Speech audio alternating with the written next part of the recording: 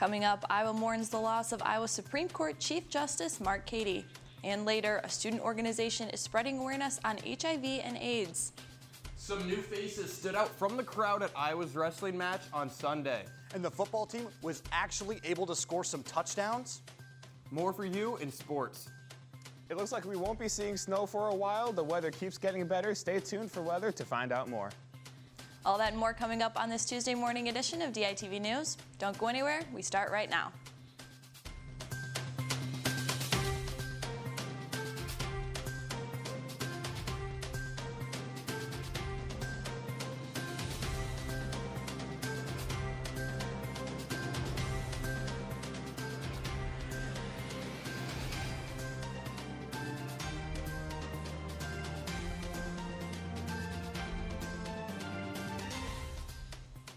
Good morning and thank you for tuning in. I'm Lauren Burrell. Iowa Supreme Court Chief Justice Mark Cady has passed away at the age of 66 from a heart attack Friday night. Chief Justice Cady leaves behind a wife, 2 kids, 4 grandchildren. On Iowa Supreme Court Justice, Cady was responsible for writing the majority opinion that legalized same-sex marriage for Iowa in 2009. He was appointed to the Iowa Supreme Court in 1998 and has been serving as Chief of Justice since 2011. His unexpected death leaves an open seat on the court, requiring Iowa Governor Kim Reynolds to begin the process of appointing a new judge. A celebration in honor of Chief Justice Cady has been scheduled by the Iowa Judicial Branch for Wednesday at his alma mater, Drake University. A student organization is tackling the stigma behind HIV and AIDS.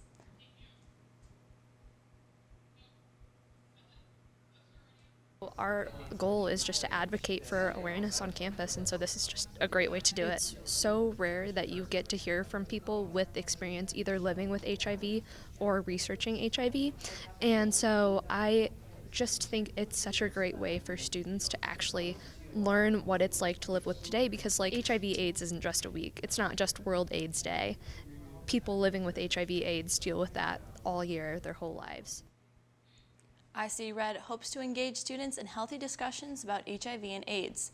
Students attended events throughout the week where they learn about people surviving and researching HIV and AIDS. Students can follow them on Facebook to find IC Red events coming up throughout the week.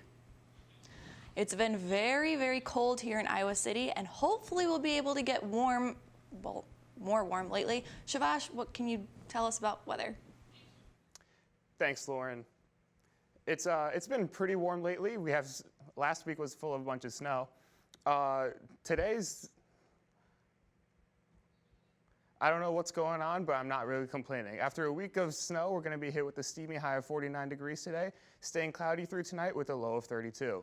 Looking ahead, these high temps are going to stay with us through the weekend. Tomorrow is going to see a high all the way to 55 with a little bit of sun, only dropping down to 48 at night. Rain and winds on Thursday won't break the trend, but we should still see a high of 56. Friday cools down a little bit, but stays above freezing at 38 degrees heading into the weekend. The sun finally makes a reappearance heading into the weekend on Saturday with a high of 44 and a low of 29. A week of no snow in November, I will take that every time. Back to you, Lauren. On Sunday night, the South Asian Student Alliance teamed up with the Campus Activities Board to create a night to remember. They hosted a fall formal themed A Night in South Asia, where students were invited to spend the night dancing to South Asian music. They also served food from the area, and many students arrived dressed in traditional clothing. The goal of the night was to teach students about the true South Asian and Southeast Asian culture. The event attracted many students from different ethnicities, backgrounds, and cultures. Speaking of different events, Iowa Wrestling made its debut, I think, the last weekend. So Cade and John, tell us more. That's right, Lauren. Wrestling is back. And John, we had the chance to feel the energy of Carver once again. It's not our first rodeo, but it still never gets old. Speaking of first rodeos, a couple of Hawkeyes got their first taste of Carver on Sunday against Chattanooga. I had the chance to take a deeper look into one of those debuts when a different Brands made his appearance. Redshirt freshman Nelson Brands took the mat at Carver Hawkeye Arena for the first time in his career and won the 184-pound match 8-4, even though he only weighed in at 176. But it's safe to say he had some nerves. Yeah, nervous is an understatement. I mean, I'm peeing every 5 minutes upstairs, so it was fun to get those nerves out, and I hope they liked what they saw because I'd love to be back out there. Even though the first time was one for the books, he knows it's time to step up and be one of the greats.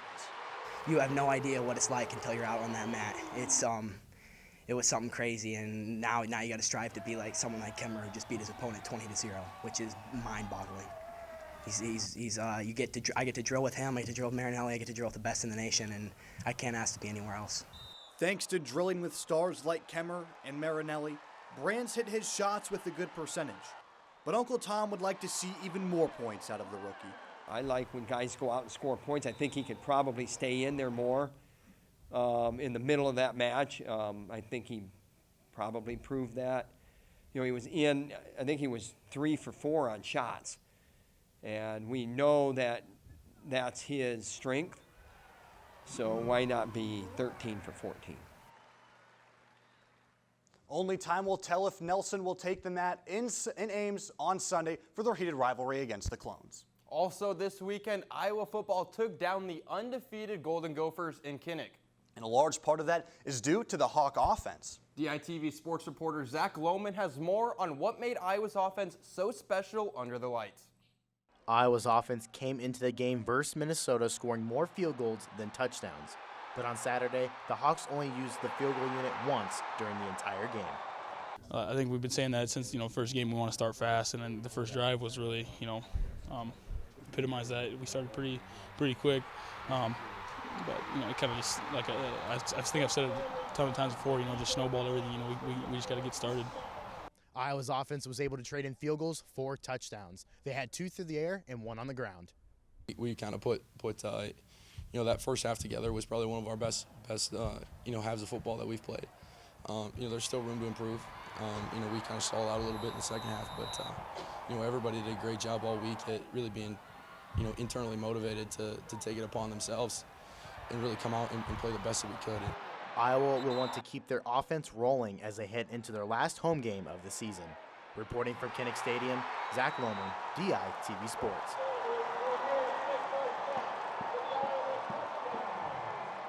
As Zach said, Iowa will have their final home game of the season against the Fighting Illini at 11 a.m. on Saturday. Now going from the turf to the hardwood, one freshman stepped up her game when guard Alexis Civilian went down with a foot injury. DITV sports reporter Tanner Desplank has more on how one guard was able to fill Civilian's shoes.